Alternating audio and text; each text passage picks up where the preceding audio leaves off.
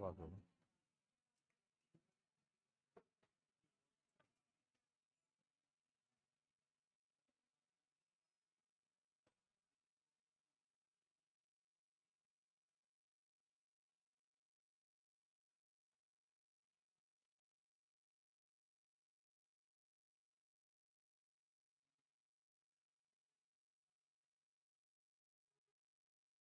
इससे पहले हम पढ़ चुके हैं पार्ट 1, जो पढ़ा जरा एक बार सुन लो क्या पढ़ा, फिर चलते हैं पार्ट 2 पे। उम्मीद है आप रिवाइज करते होंगे अपने घर जाके। इससे पहले एक तो LIC की कुछ और पोस्ट आई है, भर देना फॉर्म जाके, जो लोग तैयारी कर रहे हैं सेंटर की, सेम सिलेबस है। और एक IBPS की, अगर आप तैयारी कर रहे हो बैंक की जॉब की, और बैंक की जॉब की तैयारी करते समय जो सिलेबस रेलवे का है वही इसका है, और आपकी इंग्लिश भी कमजोर है, तो इसमें ऑप्शन है। बैंक की ऐसी इंडिया की एकमात्र पोस्ट है, पोस्ट निकल रखी 12,300 के आसपास, पीओ की भी और क्लर्क की। ठीक, IBPS का, RRB का, क्लर्क भी और पीओ भी। इसकी एज है 18 से 28 और इसकी एज है 30, 21 से 30। ठीक, और इसमें इंग्लिश के स्थान पे क्या ऑप्शन है?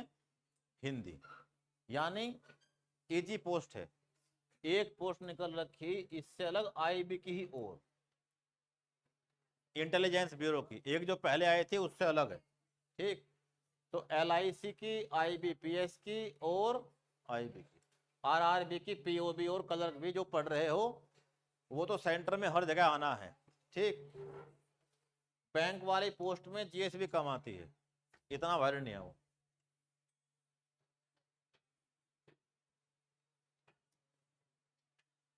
हमने पढ़ा है, पहले सुनो रिवीजन, पार्ट 1 भाग 1, आर्टिकल 1 to 1 से लेके 4 तक, जिसमें क्या है?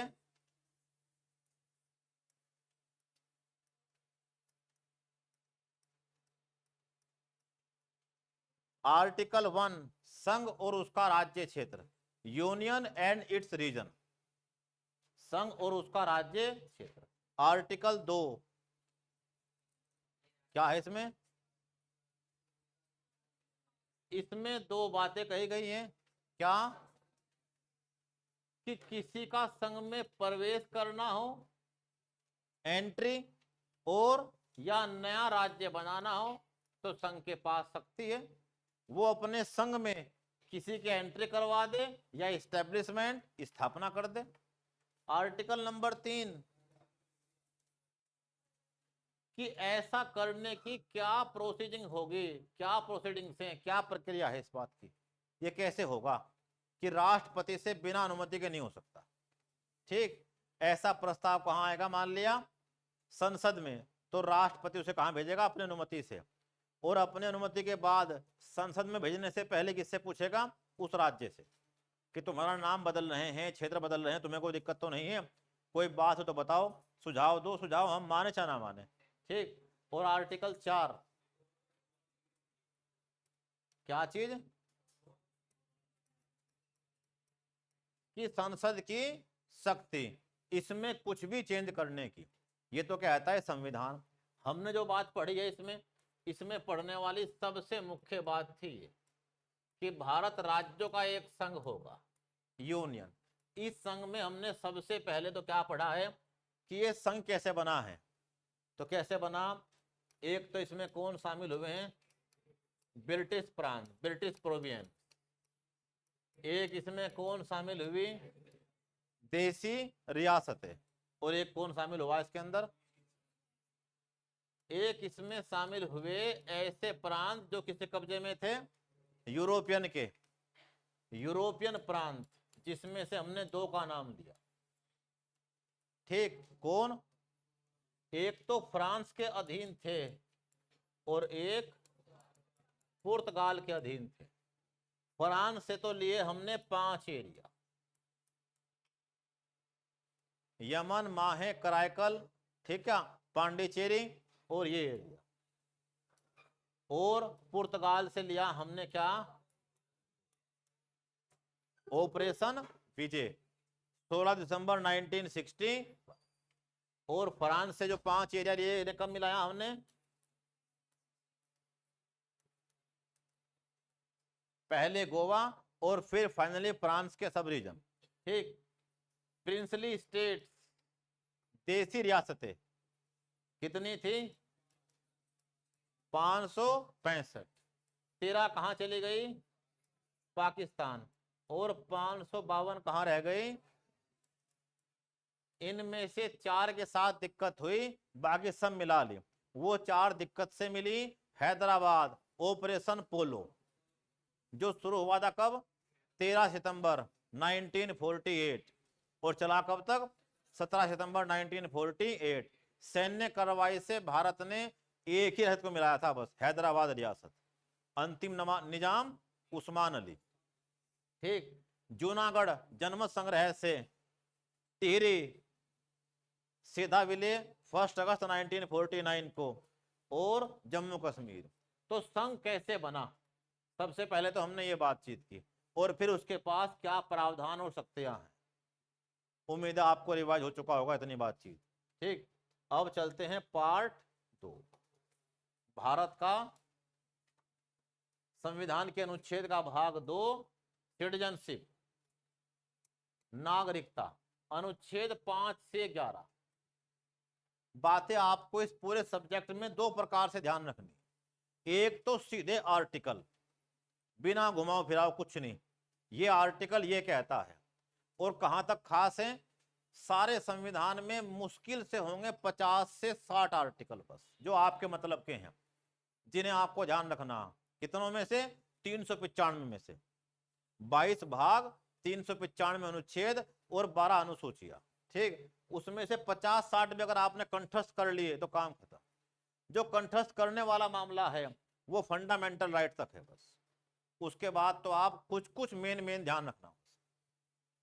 तो भारत की नागरिकता, अनुच्छेद कितने, 5 से 11।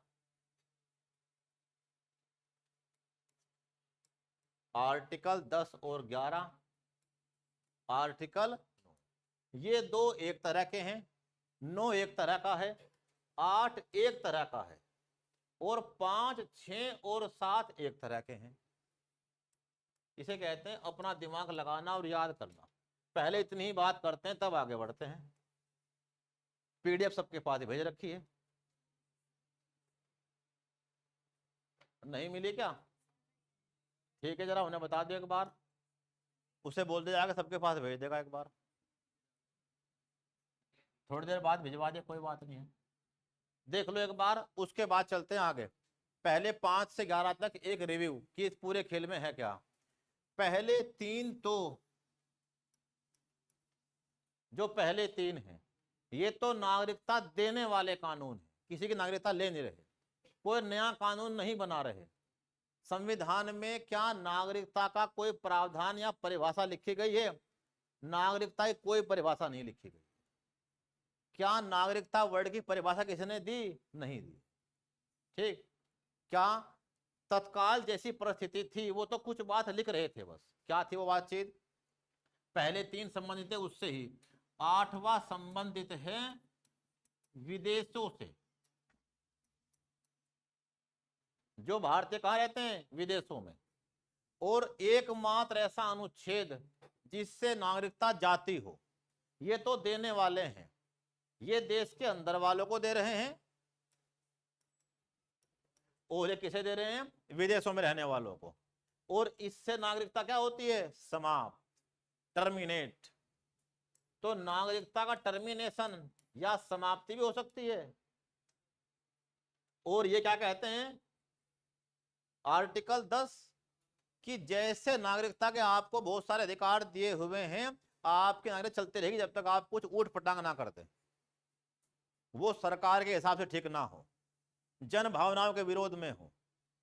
आप और हम सबकी जन भावना है, हमारी टीम खेल रही क्रिकेट की और हम हार रहे हैं, और या हम हार गए हैं पाकिस्तान से, और अचानक से भारत में को पटाखे फोड़ना शुरू कर दे, किसका अपमान है ये? जन भावनाओं का अपमान, राष्ट्र का अपमान। आपका तिरंगा झंडा कोई उसका अपमान कर दे जिसके लोग सैनिक मरते हैं, ऐसा होता है जन भावनाओं का अपमान। ठीक क्या? कोई किसी विशेष पर्व पे जुलूस निकाल रहा है और क्या नारे लगा दे, पाकिस्तान जिंदाबाद या अन्य दुश्मन राष्ट्र के नारे, एनिमी कंट्री के, क्या बोल सकते हो आप? तो जब तक आप ऐसा काम नहीं करते तब तक आपके नागरिकता संबंधी अधिकार चलते रहेंगे जो आपको दिए गए हैं। और 11वां क्या कहता है? संसद की शक्ति, संसद इस पे कानून बनाएगी और भविष्य में नागरिकता उसी प्रकार से मिलेगी। अभी हम कोई कानून नहीं बना रहे, संविधान लिखने वाले कह रहे हैं। ठीक क्या? यानी पार्लियामेंट्री पावर्स, संसद की शक्ति, the power of parliament to make any law regarding citizenship. उसने बनाया बाद में कानून, सिटीजनशिप एक्ट 1955। इसमें फिर चेंज हुए बहुत सारे, वो बात करेंगे, पहले जरा एक बार ये देख लो, फिर हमें हर एक के बारे में लिखना है। आर्टिकल 5 कहता है कि संविधान लागू हुआ है 26 जनवरी 1950 को। ठीक, संविधान लागू होने से अगर आप यहां रहते हो या उससे पहले रहते हो तो आप यहां के नागरिक हो गए, बात खत्म। हम कुछ नहीं कह रहे, आपकी मर्जी है। ठीक, इसी में दे रखी है फिर 3 शर्तें। क्या दे रखी हैं? 3 शर्तें, पढ़ेंगे आगे जाके। यानी संविधान 5 कहता है देशवासियों के लिए क्या? प्रारंभ से नागरिकता, सिटीजनशिप फ्रॉम स्टार्टिंग और इफेक्टिवनेस ऑफ कॉन्स्टिट्यूशन। संविधान जब से लागू हुआ, अगर आप यहां रहते हो उसके पहले से या उस समय से, तो आप क्या होगे? इसके नागरिक।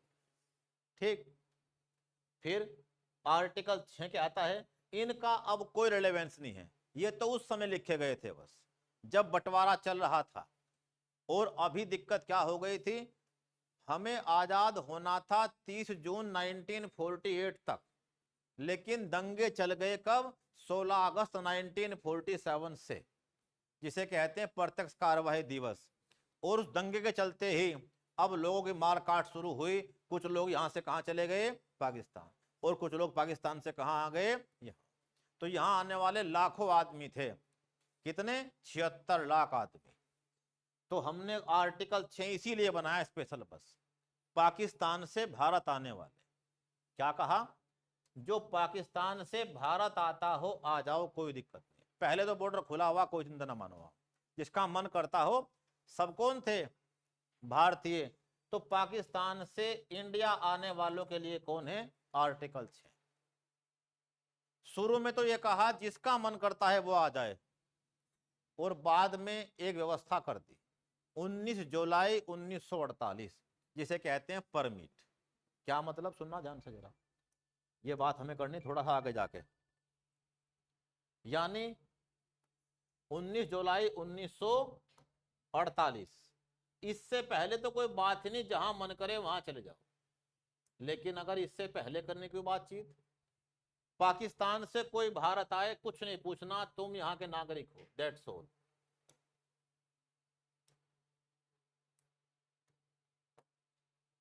पाकिस्तान से भारत आने वालों के लिए आर्टिकल 6। क्या प्रावधान है? बाद में कंडीशन जोड़ ली, ठीक, कि तुम बता के जाओगे और बता के आओगे।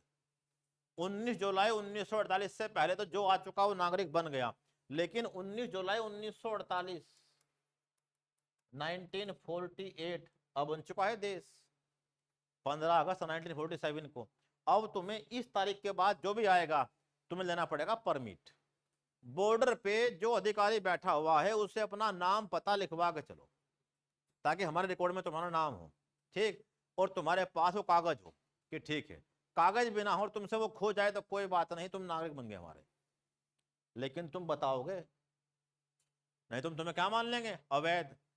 और बता दे तुरंत नहीं मिलेगी नागरिकता, 6 महीने वेट करना पड़ेगा। कितना? 6 महीने। तुम्हारी इंटेंशन या मनसा भी यहां रहने की हो, कभी तुम उधर से यहां आए, तुम्हें मन नहीं लगा ना, तुम्हें कहीं घर मिला, जिन्हें तुम ढूंढते फिरे थे वो तुम्हें नहीं मिले और तुम फिर उल्टे चले गए।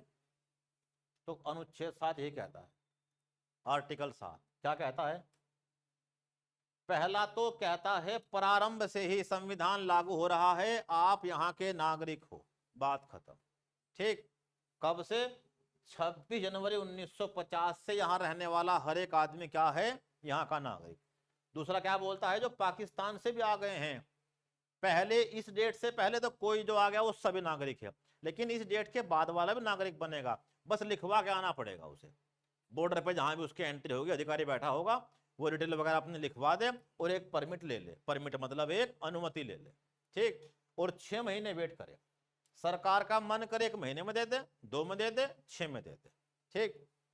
आर्टिकल 7। अब कुछ लोगों को ऐसा लग रहा था कि जब मुस्लिमों के लिए देश ही बन रहा है तो यहाँ के बहुत से मुस्लिम कहाँ चले गए? पाकिस्तान, कि हम तो अपने धर्म के अनुसार अपने देश में रहेंगे, ठीक। भारत में से पाबंदी कोई थी नहीं, हम तो क्या बता रहे थे? वसुधैव कुटुंबकम, सारी दुनिया हमारा घर है। अगर कोई आदमी वहां चला भी गया और उसका मन नहीं लगा, क्या बहुत से लोग कहाँ चले गए? अगला अनुच्छेद लिखा, भारत से पाकिस्तान। 2 केसेस में भारत से पाकिस्तान गए, ठीक, और वहां जाके देखा जिन्हें हम ढूंढते फिर रहे थे वो तो मिले ही नहीं, और यहाँ तो मारकाट मच रखी तकड़े वाली, यहाँ तो रहना बहुत मुश्किल है, तो हम तो वापस चलते जहां थे, और फोन मोबाइल थे नहीं, तो आपको तो जैसे गए हो दोबारा आके बसना पड़ेगा। संयोग से तुम जहां के रहने वाले थे वहां या उसके आसपास को सब जानते थे कि निज स्थान पे तुम जानते नहीं कुछ भी, कहां जाके बसोगे। तो बहुत से लोग भारत से पाकिस्तान चले गए, लेकिन वहां उनका मन नहीं लगा, या उन्होंने जो पाकिस्तानियों का असली रंग था वो देख लिया, ये तो बहुत बेकार आदमी, हम तो कहां चल रहे वापस। तो वो पाकिस्तान से फिर कहां आ गए? तो पहले में तो क्या कहा था? पाकिस्तान से आने वाले कौन आए थे? आसाराम बापू। कहां से आए थे? क्या करने? चमत्कार। कौन आए? सारी कपूर फैमिली पेशावर से आई, दिलीप कुमार पेशावर से आए, लालकृष्ण आडवाणी कहां से आए? पाकिस्तान सिंध प्रांत से आए। तो दुनिया भर के लोग पाकिस्तान से कहां आए? भारत। लाखों, 76 लाख लोग थे, ठीक। उस समय बुरे हालात में थे, आज अच्छे हालात में है, क्योंकि सब कहां बसे? बड़े बड़े शहरों में, और सबने शुरू करते व्यवसाय उस समय से 47 से, और व्यवसाय चलते हुए क्या बन गए? बड़े बड़े कारोबारी, ठीक। तो भारत से पाकिस्तान जाने वाले और फिर पाकिस्तान से वापस भारत आने वालों के लिए कौन सा आर्टिकल है? 7। भारत से पाकिस्तान गए और जाके वापस आ गए, उनका मन नहीं लगा या वहां पे दिक्कत हुई, उन्हें घर नहीं मिला, समस्या इत्यादि, जिसने बुलाया था वही नहीं मिला, तो हम उल्टे कहां चलते हैं? अपने ही देश। तो उन्हें भी हम अपना लेंगे, कोई दिक्कत नहीं, वो क्या बन जाओगे? नागरिक, ठीक। लेकिन फिर वही बात, बता के आना और बता के ही जाना। इस तारीख से पहले चले गए तो कोई चिंता वाली बात नहीं, चले भी गए और आ भी गए तो कुछ नहीं पूछ रहे, तुम तो नागरिक बन गए, संविधान लागू होने से पहले आ गए थे। इस तारीख को भी अगर तुम अधिकारी को लिखवा कर गए हो कि हम तो पाकिस्तान जा रहे हैं, और पाकिस्तान जाके तुम फिर वापस चले आए, तुमने बॉर्डर फिर लिखवाया, तुम गए थे वापस चले आए हैं, और जहां के रहने वाले थे वहीं जा रहे हैं वापस, मुरादाबाद, हाथरस, कहीं भी अन्य यूपी में, ठीक। तो कोई बात नहीं, किसके लिए आर्टिकल ये? तो 2 आर्टिकल का संबंध पाकिस्तान से है, एक तो पाकिस्तान से भारत आने वाले आर्टिकल 6, और एक भारत से पाकिस्तान जाने वाले और फिर वापस आने वाले, कौन? आर्टिकल 7। आर्टिकल 8 पहला तो कहता है क्या? तुम जन्म से नागरिक हो, बस यहां तुम्हारा जन्म यहां हुआ है, प्रारंभ से संविधान लागू हुआ और तुम नागरिक हो। दूसरा केस कैसा है कि कुछ लोग कहां रहते हैं? पाकिस्तान में, वो आना चाहते हैं, ठीक है, तुम भी नागरिक बन जाओ, इस डेट से पहले जब मन करे, और इस तारीख के बाद लिखवा के परमिशन लेके 6 महीना वेट करते बन जाओगे। और यहां पाकिस्तान गए थे भारत से, फिर वापस लौट के आ गए हो, आर्टिकल 7। आर्टिकल 8 कुछ ऐसे भी तो लोग थे जो कहां चले गए थे? विदेशों में। उनमें बहुत से कैसे थे जो आंदोलन चला रहे थे, लाला हरदयाल। लाला हरदयाल कहां बैठे हैं? अमेरिका में, और क्या चला रहे हैं? मूवमेंट। ब्रिटेन में ऐसे हजारों आदमी जो क्या कर रहे हैं? इंडिया हाउस खोले बैठे क्रांतिकारी हैं, उनमें सब लोग हैं। तो भारत से बाहर भारत के ऐसे ढेरों लोग थे जो बाहर रहते हैं लेकिन वो थे भारतीय ही, अब देश बन गया है तो क्या होगा प्रावधान कि तुम भी नागरिक बन गए हो अगर तुम्हारे किसमें से 3 पीढ़ी बताई, या तो माता पिता, या दादा और दादी, या नाना और नानी, इनमें से कोई भी एक भारतीय है तो तुम क्या बन जाओगे? नागरिक। यानी तुम्हें क्या मिल जाएगी? भारत से बाहर रहने वाले जो भारतीय हैं, तुम्हें भी ऑप्शन है कि तुम भी आओ और नागरिकता ले लो। ठीक, क्या करना पड़ेगा तुम्हें? रजिस्ट्रेशन बताना पड़ेगा। हम तुम्हें अपने आप कैसे दे देंगे? तुम एम्बेसी में जाओ राजदूत के पास, या सीधा भारत सरकार संपर्क करो, आवेदन करो, और हम क्या दे देंगे तुम्हें? नागरिकता। यानी पहला, संविधान लागू होने के टाइम से तुम बन गए आदमी यहाँ के नागरिक। देश कौन? पाकिस्तान से भारत आने वाले, भारत से पाकिस्तान जाने वाले, फिर वापस आने वाले। आर्टिकल 7, इनका अब जा कोई मतलब वास्ता नहीं है, तो खत्म हो गए। ये व्यवस्था बस उस टाइम के लिए थी, संविधान लागू होने के टाइम तक जो आ और जा रहे थे ट्रेनें भर भर के। ठीक, अब इनका कोई मतलब वास्ता नहीं है, ना एग्जाम में कहीं आते अब जाए। ठीक, अब 8, विदेशों में रहने वाले भारतीयों के लिए, जो कहाँ रहते हो? विदेशों में। Indian reside in foreign countries, Germany में है, जापान में, आप कहीं भी रहते हो और आप चाहते हो तो आप बन सकते हो भारत के नागरिक, आपका स्वागत है। अब यहां तक हमने सबको नागरिकता दी, किसी की नागरिकता नहीं ली है। पूरे नागरिकता वाले अनुच्छेदों में एकमात्र अनुच्छेद ऐसा है, आर्टिकल 9, जो नागरिकता समाप्ति की बात करता है कि तुम्हारी नागरिकता समाप्त हो जाएगी, बस खेल खत्म। कब? अगर तुमने किसी और देश की नागरिकता स्वीकार कर ली तो तुम्हारी संविदा ही खत्म अपने आप ही, कुछ नहीं करना पड़ने का। ठीक, क्या? तो ऐसे हमने क्या बनाए? 3 प्रकार से नागरिकता खत्म होती है, और सरकार 5 प्रकार से आपको देती है, पढ़ेंगे अभी आगे। 5 प्रकार से मिलती है, जन्म से, मूल वंश से, पंजीकरण से, देशीयकरण से, एक्सेट्रा से, और 3 प्रकार से होती है खत्म। तो एकमात्र ऐसा आर्टिकल है जो नागरिकता के समाप्ति की बात करता है, टर्मिनेशन ऑफ सिटीजनशिप। ठीक, हम तुम्हें नागरिक मानने के तुम कहां से आ रखे? बांग्लादेशी। तुम कौन हो? रोहिंग्या। तुम्हारे डॉक्यूमेंट चेक करेंगे, तुम्हारे पास कोई वैलिड डॉक्यूमेंट नहीं है तो छुट्टी, अपने घर जाओ, बात कर। हम कर देंगे क्या तुम्हें? नागरिकता से वंचित। क्यों? जो नागरिक है उससे बहुत सारे अधिकार देंगे, वो तुम्हें मिलने के, फंडामेंटल राइट या अन्य। आर्टिकल 10 क्या कहता है कि जो भी नागरिकता आपको दी गई है वो बरकरार चलती रहेगी। यानी जो भी नागरिकता आपको दी गई है वो कंटिन्यूअस चलती रहेगी, जब तक आप कोई ऐसा कृत्य नहीं करते। कैसा कृत्य? जो सरकार के अनुसार जन भावनाओं के अनुकूल ना हो, तभी आपसे हम छीन सकते हैं, नहीं तो नहीं। यानी आपकी जो नागरिकता है उसे कोई खामखा छीन नहीं सकता, जब तक आप ही कुछ ऐसा ना कर दें। क्या कर दें? एक देश से हमारी वार चल रही है और तुम उसके लिए काम कर रहे हो, तो क्या है? ये देश की सुरक्षा खतरा है तुमसे, तो इसे भगाओ यहां से। ठीक, क्या? यानी तब कर सकते हैं हम ऐसे सब आदमियों को पकड़ के जेल में डाल देंगे तुरंत एकदम से, जिनका संबंध हमें किससे मिल गया? एक बार भी पाकिस्तान से। ढूंढ रहे हैं किसने रात दिन? जासूसों को, कि तुम क्यों खींच रही थी फोटो। कौन? ज्योति नाम की लड़की, कहाँ की? हरियाणा की। क्या कर रही थी? जासूसी। तो हमने क्या किया? दुश्मन देश के लिए वो फोटो खींच के भेजती जापान को, तो कोई दिक्कत नहीं, हमारा मित्र राष्ट्र है। लेकिन किसे भेज रही है? दुश्मन राष्ट्र को।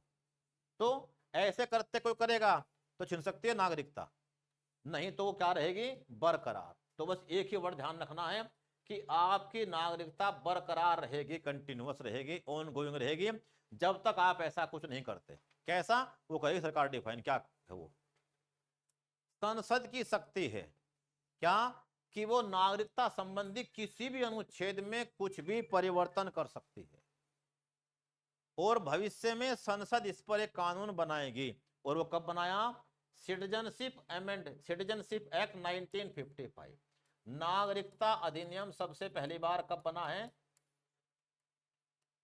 ये है सारा चैप्टर। उम्मीद है एक दिमाग में आपका क्लिक कर गया होगा क्या चीज है ये। कि एकमात्र अनुच्छेद समाप्ति की बात करता है, एक विदेशियों के लिए है जो विदेशों में रहते हैं भारतीय, ठीक, और एक देश के अंदर देनी है नागरिकता।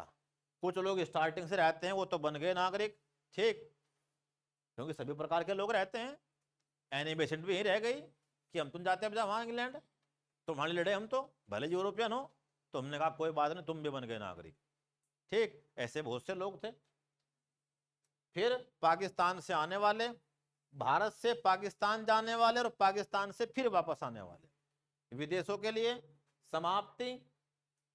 जो नागरिकता क्या रहेगी, बरकरार, कंटिन्यूअस। और ये क्या है, power of parliament regarding citizenship, वो जब चाहे इसमें कुछ भी चेंज कर दे और भविष्य में क्या बनाएगी, एक कानून। तो आजाद होने कितने टाइम बाद हम कानून बना पाए। स्टार्टिंग में संविधान लिखने वालों ने कोई कानून नहीं बनाया, इसीलिए जो नागरिकता है इसकी कोई परिभाषा नहीं दी गई। बताओ कोई डाउट है क्या इतनी बात?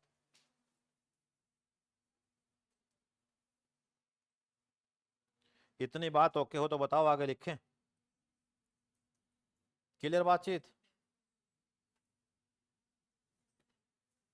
कुछ की पॉइंटों को नोट करो बस जरा। नागरिकता इतनी बात लिखो पहले बस, ये जब भी आप रिवाइज करोगे तो आर्टिकल 5, 6, 7, 8, 9, 10, 11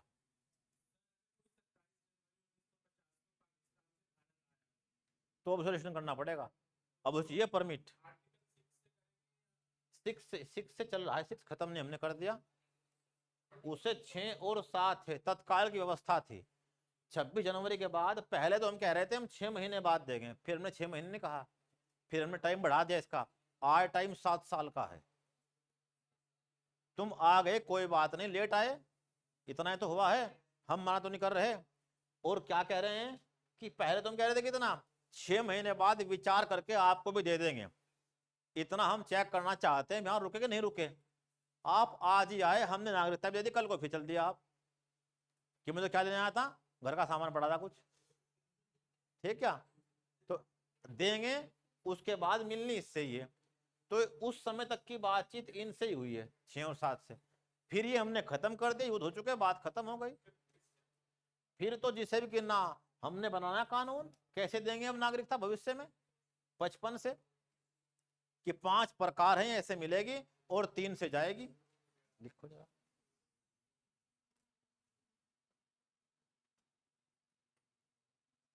इतनी बात तो लिख ली हर एक आदमी ने। अब किसे कहते हैं नागरिकता?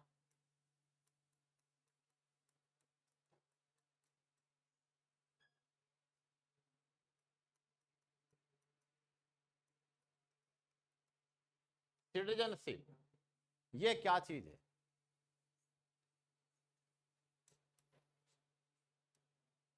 नागरिकता, दुनिया में कंसेप्ट सबसे पहले आया कहां से? ये कंसेप्ट तो हमने ब्रिटेन से लिया है, अर्थात जो नागरिकता के प्रावधान है वो ब्रिटेन से लिए गए हैं, जैसी व्यवस्था वहां है ऐसी हमने अपना ली है।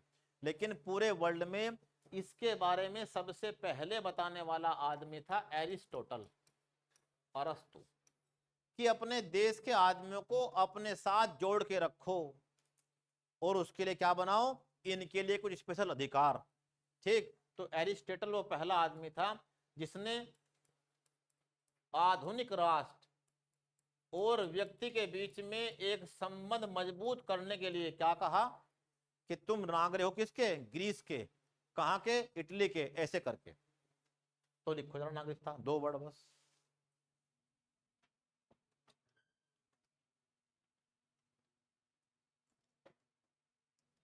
It is a relation between a person and a nation, between a person and a nation, यह व्यक्ति और देश के बीच एक विशेष संबंध है, व्यक्ति और देश के बीच एक विशेष संबंध है।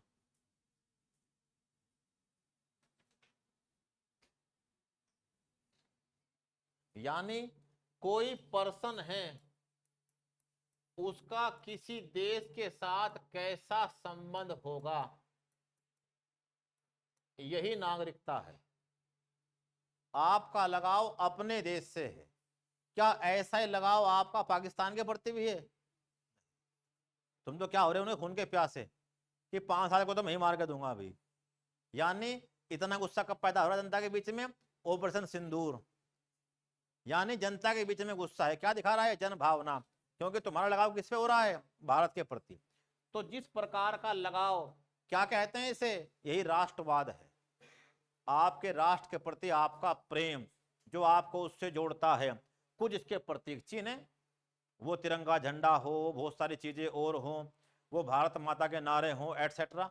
ठीक, तो किसी पर्सन और किसी कंट्री के बीच का जो रिलेशन है उसे क्या बोलते हैं? नागरिकता। ठीक, अब उस देश के निवासी, जिस देश के संबंधों की बात चल रही है, अब ये निवासी कौन लोग होंगे?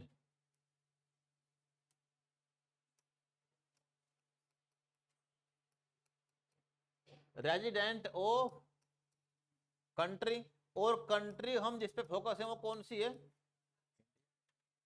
Resident of India. अब भारत में निवास करने वाले लोग कई प्रकार के हैं, जरा लिखते रहना एक बार, इतने बात नोट कर दो। एक वर्ड क्या लिख दो? अरस्तु, जिसने सबसे पहली बार किसके बारे में बताया? नागरिकता के। सबसे पहला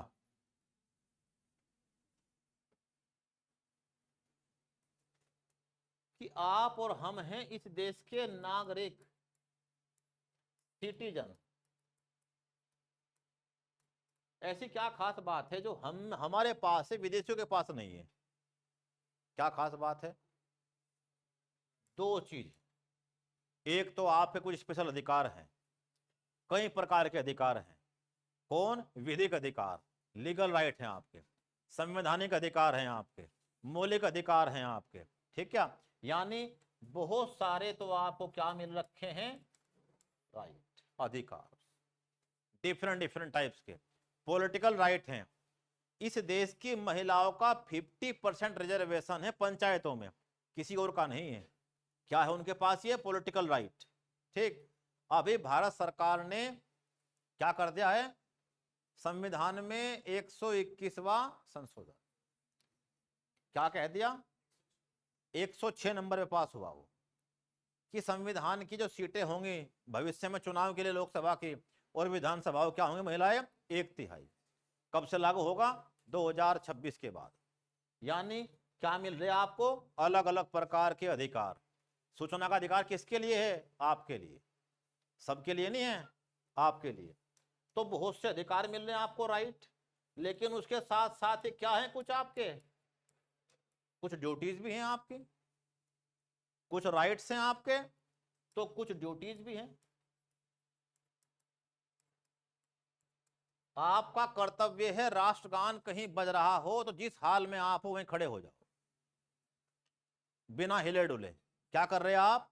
राष्ट्र का सम्मान। ठीक, तिरंगे झंडे का अपमान किसी भी हाल में ना हो। ठीक, देश की संपत्ति की सुरक्षा करनी है आपको। आपको ऐसा कोई कृत्य नहीं करना जन भावनाओं के विरोध में हो और तोड़ता है किसी देश की एकता अखंडता को। अनुच्छेद 51A किस पे लागू होता है?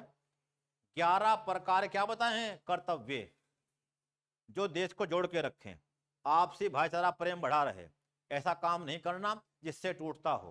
क्या है ये? कर्तव्य। ये कर्तव्य आपके हैं, ड्यूटीज। अब घूमने आ रखा आदमी कहां से?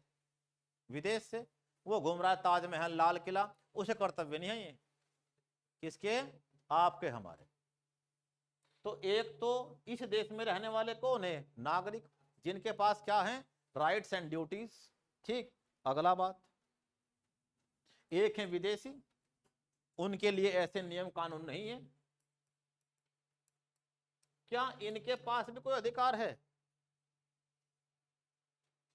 हाँ, क्या किसी का तुम अपमान करोगे विदेश में बुला के अपने? एक होते हैं पूरे वर्ल्ड के अधिकार, मानव होने के अधिकार। आप महिला पुरुष कुछ भी हो, थर्ड जेंडर क्यों ना हो, ठीक, इनके भी हैं। ह्यूमन राइट तो इनके भी हैं, जो लीगल राइट हैं, अगर तुम इन्हें पीटोगे तो ये भी क्या करेंगे, तुरंत केस। और केस किस पे चलना आपको, जो आपका कानून है। यानी इनके पास भी लीगल राइट है मुकदमा करने के, सबको समान समझा जाएगा, विदेशी चाहे भारतीय कोई भी हो, अगर अपराध करेगा कोई, चाहे विदेशी हो चाहे भारतीय हो, समान लागू होंगे। यानी इन पे कौन है, ह्यूमन राइट, वो सबके लिए समान है। बहुत सारे क्या हैं इनके भी, लीगल राइट, विधिक अधिकार हैं, कानूनों के सामने सब बराबर हैं। ठीक। दूसरे कौन है, विदेशी। कुछ लोग ऐसे हैं जो आपके देश में चले आए हैं, आज पीड़ित हैं, परेशान हैं, और उन्हें कोई रख नहीं रहा है।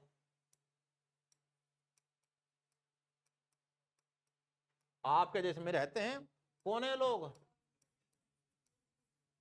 रिफ्यूजी। ये अलग लोग हैं। किसे कहते हैं रिफ्यूजी, शरणार्थी कौन है, जिसने अनुमति ली है आपसे आपके देश में रहने की, कि हम रहने वाले हैं पाकिस्तान के, हमें ये दिक्कत है, हमारे पास ये रहा पासपोर्ट, ये रहा वीजा, और हम आपके देश में रहना चाहते हैं, हमारी जान को वहां खतरा है इन कारणों से, ठीक है, हमें ये सब दिक्कतें हैं, तो हमने शरण दे दी। नहीं शरण देने के तो जहां के वो हैं उन्हें बैठा के किसी भी सामान में वहीं पहुंचाएंगे तुरंत एकदम। तो ढेरों ऐसे लोग हैं जो शरण मांगने जाते हैं, लेकिन सब शरण देते नहीं। अमेरिका हो, स्पेन हो, यूरोप के देश हो, एयरपोर्ट से क्या करते हैं, डिपोर्ट, तुरंत प्लेन में बैठाओ इसे और कहां पहुंचाओ, जहां का ये है। ठीक। तो कौन होते हैं, शरणार्थी। कैसे आते हैं, विधिवत रूप से। क्या मांगते हैं आपसे, शेल्टर, शरण मांगते हैं, घर, खाना पीना, तत्काल हमारी सहायता करो आप, हम दिक्कत में हैं। ठीक। तो रिफ्यूजी हैं जो लीगल डॉक्यूमेंट पे आए हैं। किस पे आ रखे, लीगल डॉक्यूमेंट पे। डॉक्यूमेंट है इनके पास, वैध दस्तावेजों पर। किसकी बात चल रही, वैध दस्तावेज, इनके पास प्रॉपर डॉक्यूमेंट है, ये कहां से आए हैं, किस पर्पज के तहत आए हैं, डॉक्यूमेंट भी है, पर्पज भी है, कि हम तो वहां से दिक्कत में आ रखे गाजा से, और हमें वहां बहुत दिक्कत है, आप हमें शरण दे दो। तो सरकार की इच्छा है वो शरण दे चाहे ना दे। ठीक। जब इनके पासपोर्ट पे लगाएंगे हम एक ठप्पा, जैसे कहते हैं वीजा, तो इन्हें अनुमति मिल जाएगी, कोई बात नहीं, आप शरणार्थी के रूप में भारत में रह लो।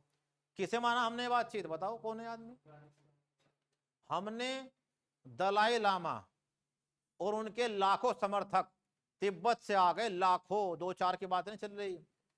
कब, 1959 में। अब भारत में आके रहने लगे और हमसे क्या मांग रहे हैं, शरण। तो तिब्बतियों को हमने शरण दी, और आज भारत का हर फार्म भर सकता है कौन, तिब्बती। हर जॉब में उसे क्या दिए, किसी शरणार्थी को इतने अधिकार दे दे, इसी का नाम भारत है, कि आईएएस बन जाए भारत में आके वो, इतने बड़े पद पे। यानी उनके पास लीगल डॉक्यूमेंट थे, हमने शरण दी, केवल शरण नहीं दी, पूरा शहर दे दिया उन्हें।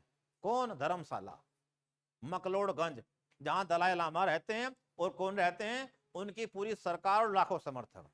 बात कीजिए, शरणार्थी कौन है, जो लीगल डॉक्यूमेंट है, चोरी से ना आया, सरकार से बात करके आया, अपने आदमी गिनवाए कि इतने मेरे आदमी हैं, ये दिक्कत है। हो सकता है डॉक्यूमेंट किसी पे ना हो, लेकिन हम छिप नहीं रहे, हम सरकार के पास जाके आवेदन कर रहे हैं बाकायदा, कि वहां से आए हैं, हमें डॉक्यूमेंट हमारे पास नहीं है, और आप हमारे ऊपर विचार करके क्या दे दो, हमें नागरिकता दे दी हमने। किसे, तिब्बतियों को, नेपालियों को, बहुत से आदमियों को। एक कौन है, भारत में रहने वाली एक कैटेगरी और है, कौन, ना डॉक्यूमेंट है ना कुछ है, घुस गए भारत में, बात खत्म। 1971 की लड़ाई चल रही थी भारत और पाकिस्तान की, तो उससे पहले ही, सुनते रहना ध्यान से, 25 मार्च 1971 को, क्या तारीख बताई, 25 मार्च 1971 को पाकिस्तान ने बांग्लादेश पे हमला बोल दिया, और एक ऑपरेशन लॉन्च किया, ऑपरेशन सर्च लाइट। और इस कदर मार देना शुरू की पाकिस्तानियों ने अपने आदमियों को कि लाखों आदमी भारत में आने लगे। कितने? 3 करोड़। कितने आदमी आ गए? 3 करोड़। 2 करोड़ तो जब वहां शांति हो गई और नया देश बन गया बांग्लादेश तो वापस चले गए, लेकिन 1 करोड़ आज तक नहीं गए। आज तक भी कहां पड़े हैं?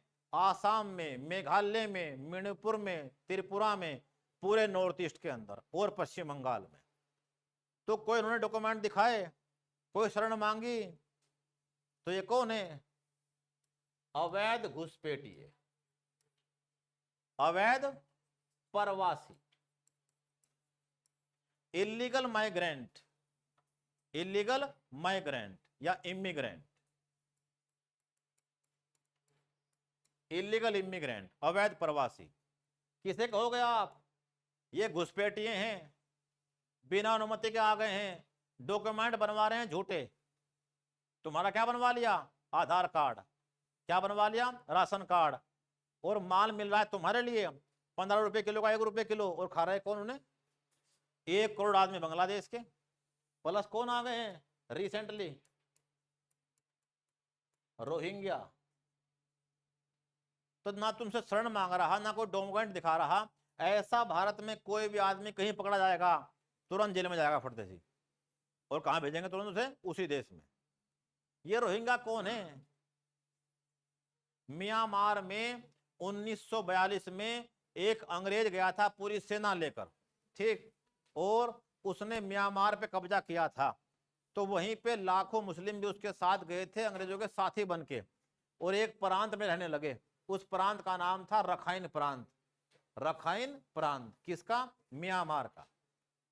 क्योंकि जिन लोगों के साथ थे लोग वो थे अंग्रेज, और वो किस पे कर रहे थे अत्याचार? म्यांमार के आदमियों पर, बर्मा के आदमियों पर। और 1947 में तो आजाद हुए हम, 48 में कौन हुआ आजाद? Burma, Myanmar.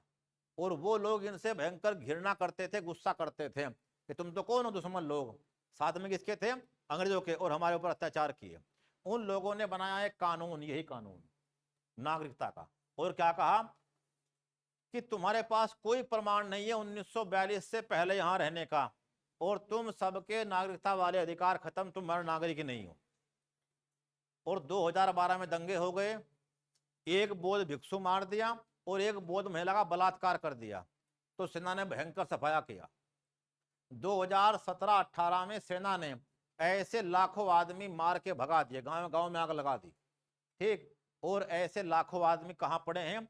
ये पहले तो पड़े हैं बांग्लादेश में। एक बाजार पड़ता है कोक्स बाजार, कोक्स बाजार अंग्रेज ने बसाया था पूरा पूरा, वो भयंकर भीड़ भड़ाका है उसके अंदर। कितने? दुनिया के सबसे अधिक शरणार्थी कहां हैं फिलहाल? बांग्लादेश में। और कौन है वो? रोहिंग्या। और वो वहां से, चूंकि इनकी भाषा में क्या है? बांग्ला, ये हिंदी भी जानते हैं, तो बड़े आराम से भारत में आ रहे हैं। बसा रहा है कौन? ओवैसी। कहां पे? हैदराबाद में। इनका पक्ष कौन ले रहा है? मुस्लिम होने के नाते कौन? ओवैसी, ठीक। और कहां? जम्मू कश्मीर में। और कहां? भारत के अलग अलग हिस्सों में, पश्चिम बंगाल में। कौन सेक्टर ले रहे हैं? रोहिंग्या। मामला पहुंचा सुप्रीम कोर्ट कि इन्हें शरणार्थी मान ले क्या? शरणार्थी मानते क्या देनी पड़ेगी आपको? शरण, शरण भी, और उनके लिए कल्याण के लिए खाना पीना भी, सुविधाएं भी।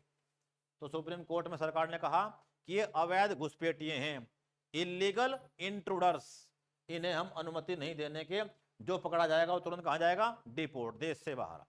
वो पहुंच जाए बांग्लादेश या म्यांमार, उसकी मर्जी है। म्यांमार कह रहा है हम क्या मना कर रहे हैं, आके बस जाओ। ये जाते ही नहीं वहां। क्या बता रहे कि ना अंकल जी म्यांमार नहीं जाने के, तो भयंकर मार रहे बहुत ही। गांव गांव में आग लगा दी।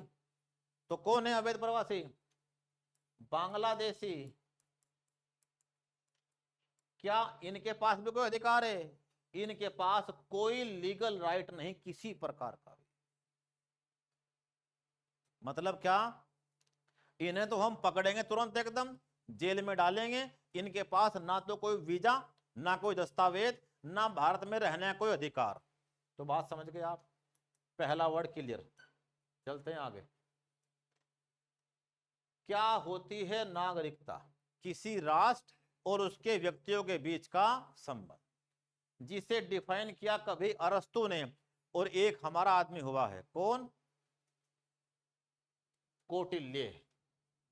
उसने अपनी किताब अर्थशास्त्र में 350 ईसा पूर्व में यह लिखा कि प्रजा का मालिक राजा है, और राजा चाहे 24 घंटे में कुछ भी कर रहा हो, उसे हर चिंता हर संकट में जनता के साथ रहना पड़ेगा। राष्ट्र और उसकी जनता उसकी जिम्मेदारी है। कौन कह रहा है? कौटिल्य का अर्थशास्त्र। अगर भारत की बात करें तो व्यक्ति और उसके देश के बीच का जो संबंध है उसका नाम है नागरिकता। ठीक। और देश में रहते हैं 4 प्रकार के आदमी दुनिया के हर देश में, तो इनके पास होंगे स्पेशल अधिकार, और ये अधिकार आप और सबको नहीं दे सकते। ऐसे ही अधिकार शरणार्थी को नहीं मिलने के, भले वो तिब्बत का आदमी यहां रहता हो। कैसा अधिकार? अगर इस देश में कोई संवैधानिक पद है, प्रधानमंत्री का, राष्ट्रपति का, लोकसभा अध्यक्ष का, मुख्यमंत्री का, ऐसा कोई भी पद, उस पे कौन बैठ सकता है? केवल ये आदमी। इन्हें कोई अधिकार नहीं बैठने का। यही मामला कहां फंसा तुरंत एकदम आके? सोनिया गांधी केस। सोनिया गांधी केस कि नागरिकता तो उन्हें मिल गई है, लेकिन वो कौन है? विदेशी। उन्होंने खुद ही कह दिया कि कौन बनेंगे? मनमोहन सिंह। हम नहीं बनते। ठीक। यानी जिनके पास नागरिकता है उन्हीं के पास ऐसे अधिकार हैं, वही बैठ सकते हैं क्या इस देश के संवैधानिक पदों पे। किसी भी आरक्षण का लाभ किसे मिलेगा? इन्हें मिलेगा। नौकरियों में किसकी भागीदारी होगी? इनकी भागीदारी होगी। आरक्षण और लाभ, संवैधानिक पद सब इनके लिए होंगे। ठीक क्या? राष्ट्र की जिम्मेदारी इनके प्रति है। इन सब के प्रति अलग प्रकार से है। इन्हें कानून के रूप में रखना सबको कोई दिक्कत नहीं। घूमने आओ आप, देखने आओ, कोई दिक्कत नहीं है। पहली बात क्लियर क्या होती है नागरिकता? और भारत में रहने वाले आदमी कितने प्रकार के? 4 प्रकार के। अब चलते हैं आगे। लिख ली इतनी बात तो? अब चलते हैं वहां कि जो ये नागरिक हैं उन्हें हम क्या क्या अधिकार देंगे। ये वो यहां तुम्हें लिख के समझा दिया, पूरी बात जो मैंने तुम्हें बोल के समझाई। पूछो।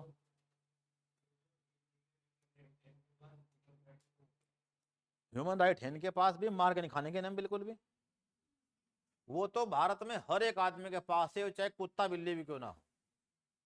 ठीक क्या? ह्यूमन राइट हर मानव के पास है, चाहे वो कहीं से आके यहां रह गया। अमानवीय व्यवहार तो मानवता के विरोध में तो नहीं करने के, वो तो सबके पास है। लेकिन इन्हें बाकी अधिकार दे दें, रहने दे दें, फ्री में राशन दे दें, प्रधानमंत्री योजना क्या बनवा दें, इनका आवास, ये नहीं मिलने का इन्हें।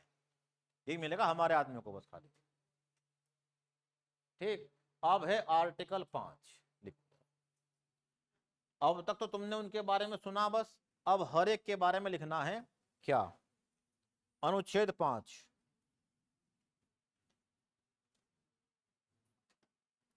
आर्टिकल 5।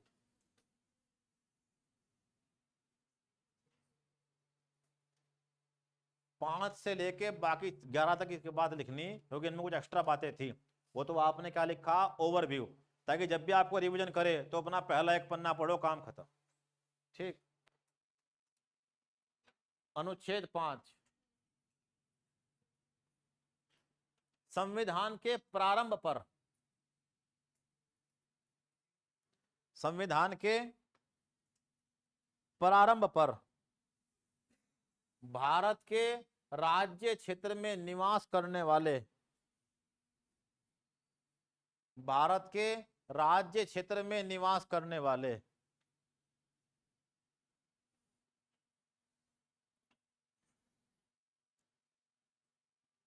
प्रत्येक व्यक्ति को भारत का नागरिक माना जाएगा। लिखा हुआ इंग्लिश में लिखा हुआ, at the commencement of this constitution every person who has his domicile in the territory of India. यानी संविधान के प्रारंभ होने पर भारत के राज्य क्षेत्र में निवास करने, अब इसने एक वर्ड इस्तेमाल किया, अधिवास।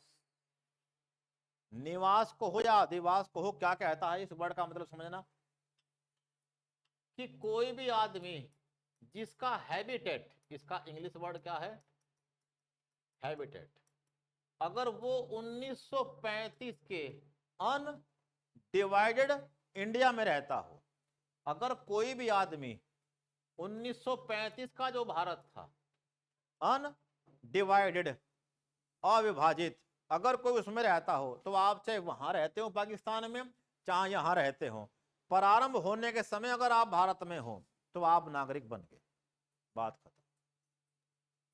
नागरिक जाने के नहीं आपके 1935 के इस भारत में, जब ना बना था पाकिस्तान, ना बना था भारत, उस समय आप इसमें कहीं भी रहते हो, और संविधान लागू होने के समय जो भारत वाला हिस्सा बट के आया है, अब इसमें हो आप, तो आप चाहे कहीं भी रहते थे, अगर भारत वाले हिस्से में हो, भारत के राज्य क्षेत्र में, तो आप क्या बन गए, नागरिक। कब की बात है, संविधान के प्रारंभ में, ठीक, लिखो संविधान कब हुआ प्रारंभ,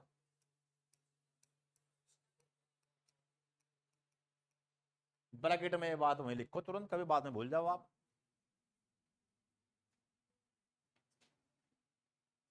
तो संविधान के प्रारंभ में कब हुआ प्रारंभ, 26 जनवरी 1950 को, प्रत्येक व्यक्ति जिसका अधिवास, अधिवास से मतलब वो अनडिवाइडेड इंडिया में रहता हो, अविभाजित भारत में, तो वो क्या बन जाएगा, भारत का नागरिक, पहली शर्त। अब ऐसे कोई भी आदमी जो भारत में रहते हो, वो तीन में से कोई एक शर्त पूरा कर दे तो हम नागरिक मान लेंगे उसे, ठीक। तो अनुच्छेद 5 क्या कहता है, संविधान के प्रारंभ पर नागरिकता, संविधान के प्रारंभ पर नागरिकता, citizenship at the commencement of constitution, ठीक। यदि ऐसा व्यक्ति तीन में से कोई एक शर्त पूरा करता हो तो वह भारत का नागरिक होगा। कौन है वो तीन शर्त, ऐसा कोई व्यक्ति जो तीन में से कोई एक शर्त पूरा करता हो तो वह भारत का नागरिक होगा। एनी रेजिडेंट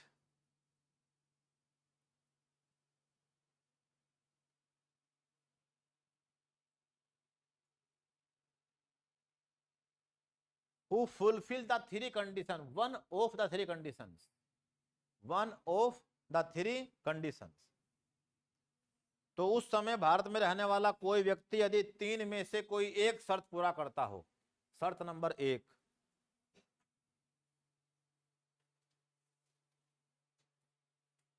उसका जन्म भारत में हुआ हो, who was born in the territory of India।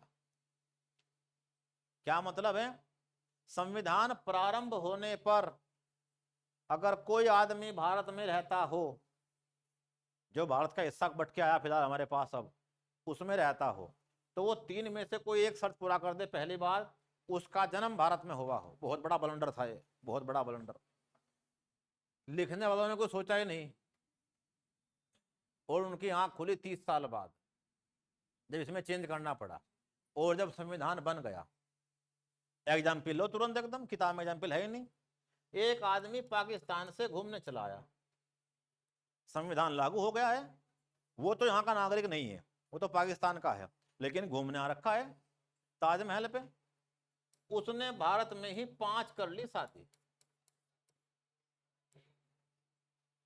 और 10 कर दिए बच्चे पैदा, 10, 20, 30 सारे क्या बन गए, भारत के नागरिक। क्या लिख रहा पहले वाली बातचीत, तो बहुत तगड़ा ब्लंडर है। जिसका जन्म भारत में हुआ हो, एक शर्त तो पूरी करनी है बस, तीन में से कोई एक, तो जन्म भारत में हो रखा है, अरे सारे बच्चे, पापा कहाँ गए इनके, पाकिस्तान के। तो सरकार की आंख खुली बहुत दिनों बाद, उन्होंने कहा नहीं, ये तो बहुत तगड़ी गलती होगी, ऐसे तो बहुत से लोग बन जाएंगे आगे नागरिक, ठीक। क्या ले लेंगे तुरंत एकदम, सिटीजनशिप, कि हमारा जन्म तो कहाँ हुआ है, भारत में। केस नंबर 2, करीना कपूर, करीना कपूर नाम सुना कहीं, एक्ट्रेस सैफ अली खान की पत्नी, तो दोनों भारतीय हैं, लेकिन बच्चे का जन्म कहाँ हुआ? पेरिस में। जो बच्चा है पहला तैमूर कहाँ पैदा हुआ? उसका क्या होगा? क्वेश्चन मार्क थे, जब तो अगली बात दिक्कत आएगी। दूसरी बात, एक और केस है, सानिया मिर्जा, सुना नाम कहीं? यहां तो मैंने क्या नाम लिया था कि पाकिस्तान से कोई पुरुष आ गया और उसने भारतीय महिला से शादी कर ली, या शादी भी नहीं की है, बच्चे पैदा हो गए हैं, तो बच्चे तो क्या बन गए? भारतीय। लिखा हुआ जो भारत के राज्य क्षेत्र में पैदा हुआ हो। डीएनए चेक करने वाली तकनीक उस समय थी नहीं, तो बस पैदा हो गया, वो बात खत्म।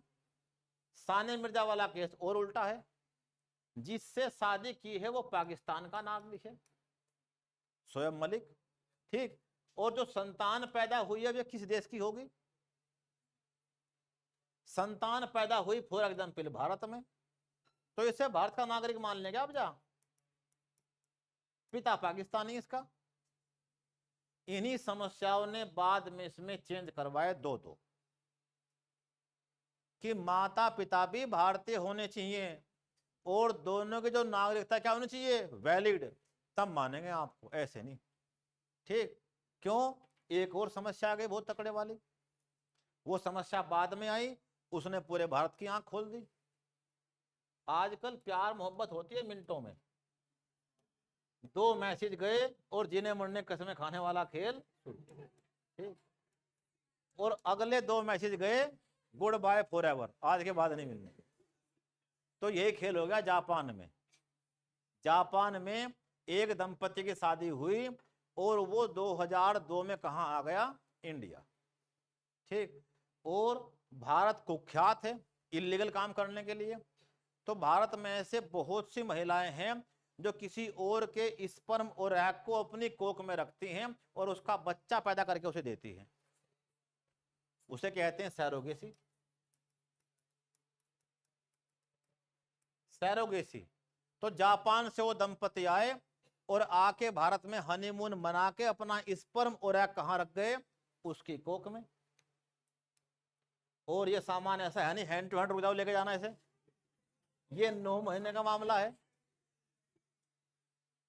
9 महीने उनकी मोहब्बत टिकी नहीं, वहां ब्रेकअप भी और तलाक भी सभी हो गया 9 महीने में। अब यहां जिस गरीब महिला जो रहने वाली थी कहां की? आनंद गुजरात की, उसके बच्चा पैदा हुआ। अगर बच्चा हमारे जैसा होता, नीला काला पीला, तो कोई बात नहीं, तुम नहीं लेने के तो यहीं खप जाएगा, तो बेचारा और क्या होगा, यहीं खेल लेगा। लेकिन बच्चा कौन है? जापानी। यहां हमारा समाज इतना एक्टिव नहीं है, अगर अपने बच्चों की शक्ल नहीं मिल रही है तो पहले खतरा पैदा हो रखा, बच्चा किसका है, क्या आफत है। और यहाँ तो बच्चा कौन है? जापानी। अब इसे कैसे कहते हैं हमारा है? तो बेचारी गरीब तो महिला, ऊपर से खतरा किस बात का? घर टूटने का। लेकिन अगर ये बात किसे पता लग जाए भारत में एक बार? मीडिया को। तो 2002 में जैसे बात मीडिया में आए, कैमरे कैमरे कि क्या चल रहा है भारत में देख लो। ये कौन थी? एक लड़की जिसका नाम रखा उन्होंने क्या? मांझी। और मामला ऐसा होगा क्या कि जिसका जन्म भारत में होगा वो कौन होगा? लेकिन तब तक एक चेंज हो चुका कि माता पिता कौन होने चाहिए और कैसे भारतीय? जैविक रूप से उनका डीएनए मैच करता हो बाकायदा। इसका डीएनए तो है ही नहीं। डीएनए कौन है इसका? जापान का। तो जैविक रूप से तो ये भारत का बच्चा नहीं है, बायोलॉजिकली या डीएनए के हिसाब से तो बच्चा भारत का नहीं है। किसका है ये बच्चा? जापानी डीएनए का। और जिनका बच्चा वो तो हो गया अंडरग्राउंड छुट्टी। अब ब्रेकअप होने के बाद कौन पाले? ठीक। जैसे ये मामला सुप्रीम कोर्ट पहुंचा, सुप्रीम कोर्ट में सरकार क्यों अंधी हो रखी, वो देखी नहीं क्या चल रहा है कांड। ये सरकार तुरंत क्या बनाए इस पे? कानून। और ये मामला पहुंचा फिर एम्बेसी जापान की, और जापान देश में पहुंचा, और फिर कौन आ गए? नाना और नानी की गलती हो गई बच्चों से, ठीक क्या, हम सुधार करेंगे इसका और ये बच्चा हम ले जाएंगे अपने पास, हम जिम्मेदारी लेते हैं इसकी, ठीक क्या। जो इसका जुर्माना पेनल्टी वो हम दे देंगे, क्योंकि बेचारे गरीब आदमी थे, इन्होंने फिर पैसे लेके बच्चा दे दिया। लेकिन इसने बहुत सारे क्वेश्चन उठा दिए। जापान में कोई आदमी जापान का नागरिक तब बनेगा जब उसका जन्म किससे हुआ हो?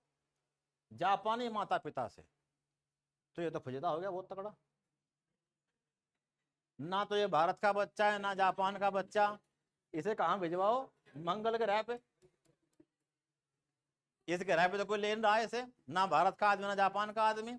तो ऐसे क्वेश्चन मार्क जब उठेंगे, 2003 में फिर चेंज किया कि बच्चा जैविक रूप से भारतीय हो, उसका डीएनए भारतीय से मैच करता हो, उसके माता पिता से मैच करता हो, तब बच्चा मानेंगे।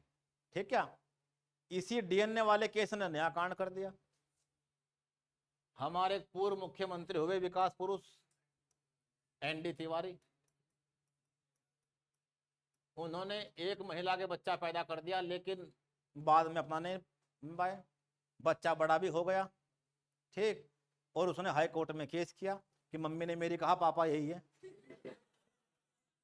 और ये मान नहीं रहे, ये मान नहीं रहे। हाई कोर्ट ने कहा तो इन्हें देना पड़ेगा अपना डीएनए, हम चेक करेंगे। इन्होंने कहा मैं डीएनए देता नहीं बिल्कुल भी। यानी बहुत बड़ा कांड हुआ। बच्चे का नाम था रोहित, दुर्भाग्य से वो बच्चा भी गुजर गया, उसकी पत्नी ने उसकी हत्या कर दी।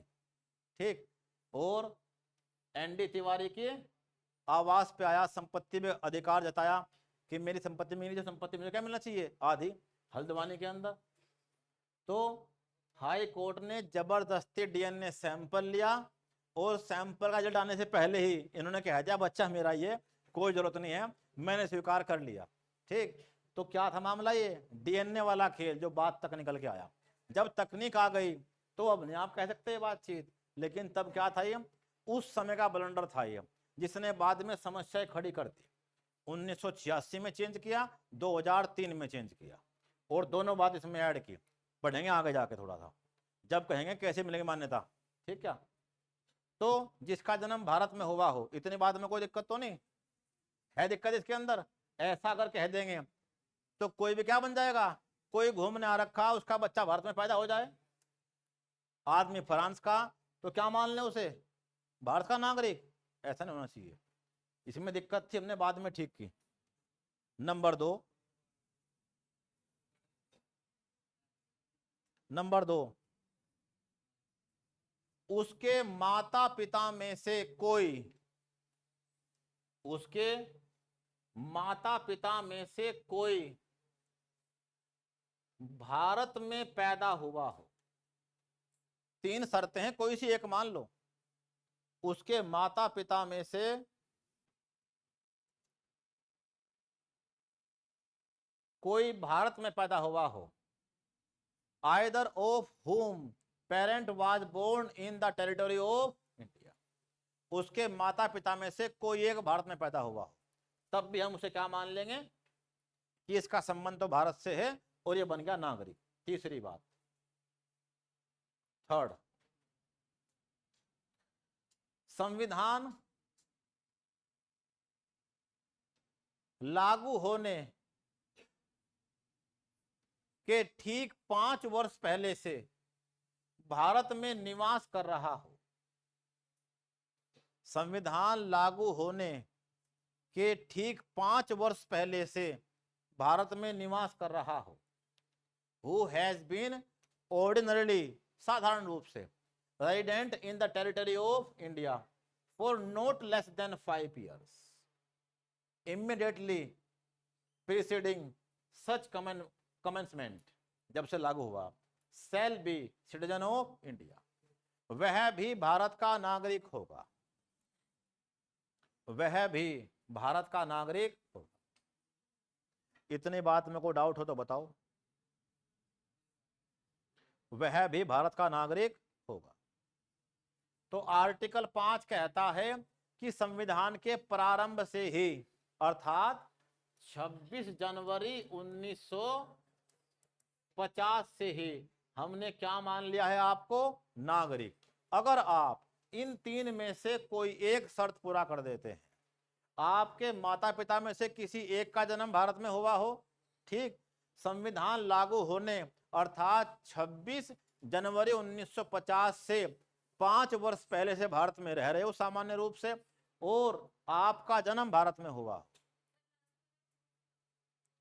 क्या चीज 5 वर्ष से रह रहे हो, आपको प्रमाण दोगे इस बात का? हम इस बात की रिपोर्ट चेक करवाएंगे, ठीक है। अक्सर हमने प्रमाणों पे ही दे दिया। हमने कहा कि मेरे तो पिताजी भी यहीं पैदा हुए थे और हम यहीं पैदा हुए, और संविधान के 5 नहीं 20 साल पहले से रहते हैं, तो कोई बात नहीं है। अब सुनना ध्यान से, हम तो 1940 में यहाँ 42 में आए हैं भारत में, और हम आए यूरोप से। सुनना ध्यान से, इसी की बात की हर बात का उत्तर है। हम तो 1942 में यूरोप से आए हैं, और हम तो भारत के जो फ्रीडम स्ट्रगल है इसमें कंट्रीब्यूट कर रहे हैं। हम तो गांधी जी की शिष्या हैं, सरला बहन, मीरा बहन। हम तो कब आए मान लिया 42 में, तो हम तो 5 साल से रह रहे हैं। नागरिक किसके थे? ब्रिटेन के। तो कोई बात नहीं, अगर आप भी 5 साल से रह रहे हो तो आपको भी हमने क्या मान लिया ना। तो ऐसे लोग थे, तब ये बात कहनी पड़ी। एनी बेसेंट लड़ रही थी हमारे लिए, ऐसे बहुत से अंग्रेज और कुछ ऐसे थे, उन्होंने कहा अब हम जाते नहीं यहाँ से, हम तो भारत के रहेंगे, बस हमारा जन्म यही हुआ है, हम तो यही मरेंगे। ऐसे बहुत से यूरोपियन थे, फ्रांस के आदमी, गोवा के आदमी, बहुत से लोग अन्य। तो उनको ध्यान में रखे बात लिखी कि कोई बात नहीं, आप जो यहाँ रहता हो उसे मान लेंगे, भले आपके माता पिता भारतीय ना हो, आपका जन्म भारत में ना हुआ हो, लेकिन कम से कम 5 साल से आप रह रहे हो, ठीक। तो 3 में से कोई एक शर्त पूरा करता हो तो क्या बन जाएगा वो भारत का नागरिक। कल मिलते हैं इससे आगे।